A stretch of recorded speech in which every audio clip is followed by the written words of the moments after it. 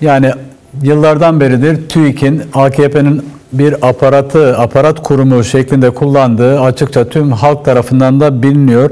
Son olarak bir rakam daha açıkladı. Türkiye'nin büyüme rakamlarını açıkladı ve herkes çok şaşırdı. Yani hani halk arasında şöyle söylenir, yalan olur da bu kadarı olmaz şeklinde 4,8 düzeyinde Türkiye ekonomisinin büyüdüğünü açıkladı TÜİK. Mehmet Şimşek de hemen işte bizim uygulamış olduğumuz sıkı para politikası, kemer sıkma politikası, daha doğrusu yoksulu daha da yoksullaştıran politikamız yolunda devam ediyor, gidiyor, her şey yolunda şeklinde açıklamalarda bulundu. Böylesi bir manipülasyonu nasıl değerlendiriyorsunuz? Öncelikle TÜİK eliyle yapılan bu manipülasyonu.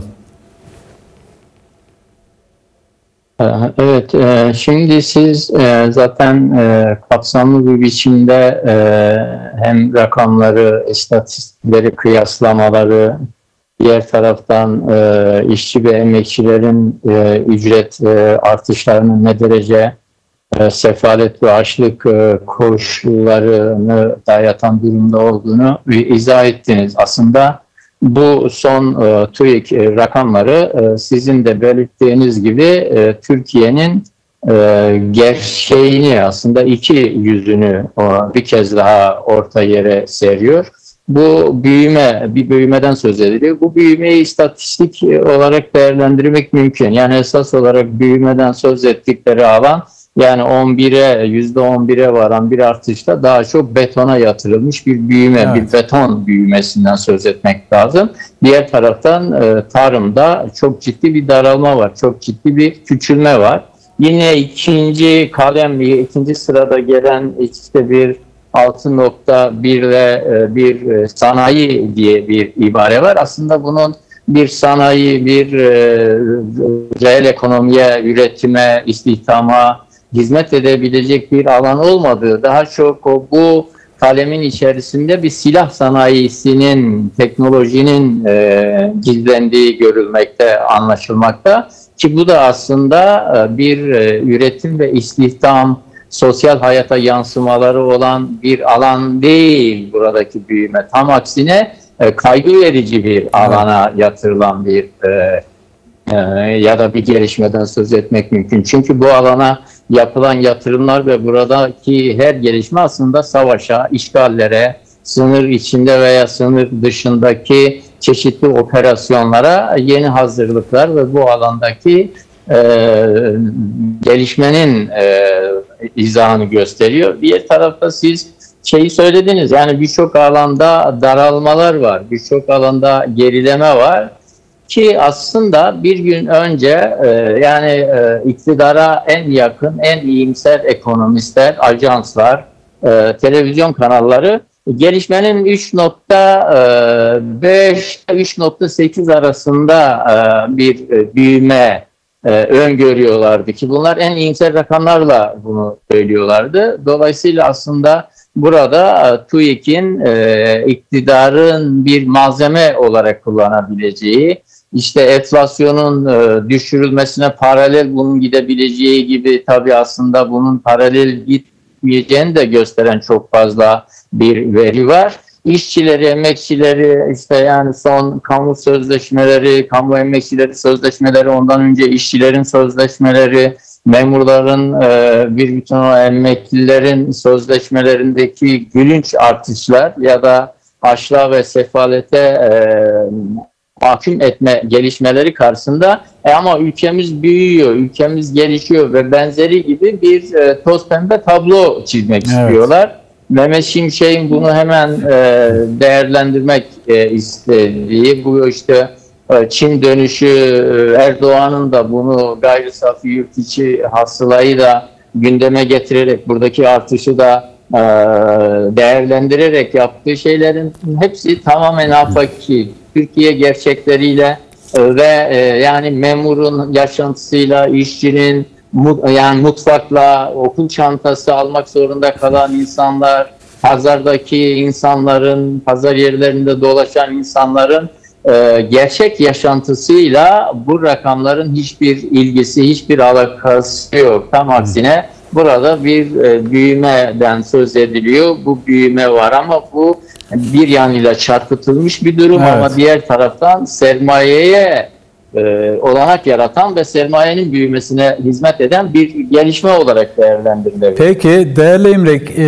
ifade ettiniz siz de gerçek büyümeyi, işte şu anki iktidar büyümeyi sermayenin daha da sermaye katarak büyüdüğünü, işte beton alanında büyümenin yaşandığını, katliam silahlarının üretildiği alanda, sözüm ona işte savunma sanayi deniliyor. Savaş sanayinde ki büyümeden bahsettiniz.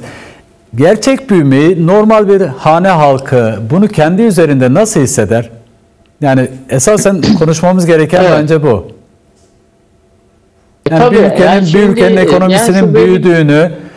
ekonomisinin büyüdüğünü, geliştiğini, normal sıradan bir vatandaş, Evet. bir işçi, emekli ya da işte memur, sıradan bir insan bunu kendi üzerinde, kendi sofrasında nasıl hisseder?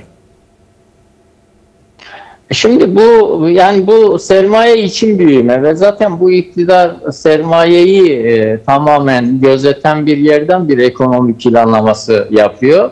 Yandaşlar için teşviklerin ne durumda olduğunu, yatırımların ne durumda olduğunu, onlara kepçeyle nasıl verilirken işte kamu emekçilerine, işçilere, emeklilere nasıl gıdım gıdım bir artışların verildiği, bunların tümünün açlık sınırının altında, yoksulluk sınırının çok çok altında olduğunu biliyoruz. Yani şu durumda milyonlarca insan asgari ücretle, yani 40 milyon dolayında insanın ücretini etkileyen bir 22 bin liralık bir asgari ücret gerçeği var. Diğer taraftan milyonlarca insan, emekli insan yani 15 milyon 16 milyon dolayında bir maaşla geçinmek zorunda kalıyor.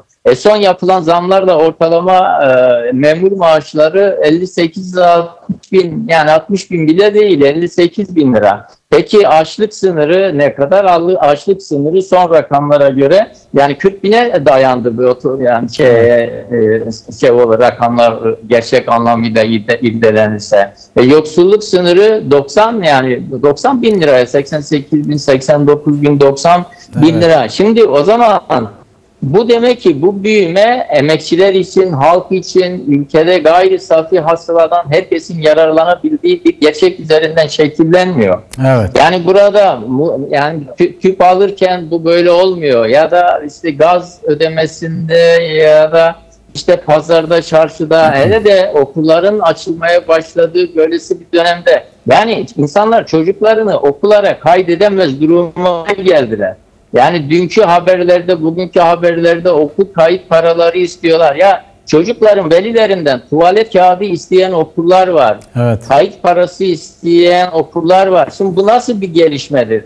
Nasıl tuvalet kağıdı isteyen bir okul olabilir mi? Mesela bugün yine haberlerde öğretmenler ya da işte aileler, veliler okulları temizlemek zorunda kalıyorlar. Şimdi bir ülkenin gelişmişlik düzeyi, burada yine gelişmeden, işte büyümeden kastet, burada sağlıkta, eğitimde, bu ulaşımda, bu alanlarda kısıtlamalara gidiliyor.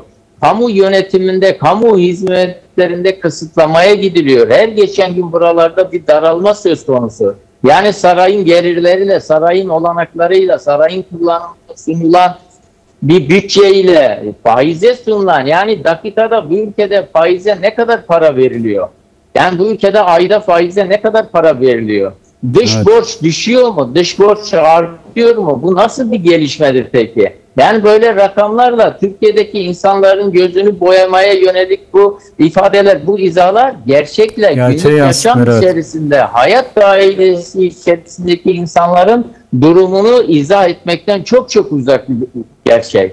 Dolayısıyla esas olarak halkçı bir ekonomi, demokratik bir yönetim, halkın çıkarlarını, eğitimi, sağlığı, bunları kamu hizmeti olarak öngören, bütçeden bunlara yer ayıran, savaşa, silahlanmaya karşı esas olarak eğitime, sağlığa, ulaşıma, buralara yatırım yapan ve çocuklara bir öğün yemek veremeyen bir iktidardan söz ediyoruz. Bu hangi büyüme? Yani çocuklara bir öğün yemek veremeyen çocuklar bir simit alamadığını, 20 lira işte bugün haberlerde vardı. Yani simit 20 lira oldu. Ya 3 tane torunum var, her birine bir sabah birer simit koyamaz duruma geldim diye ağlıyor bir babaanne.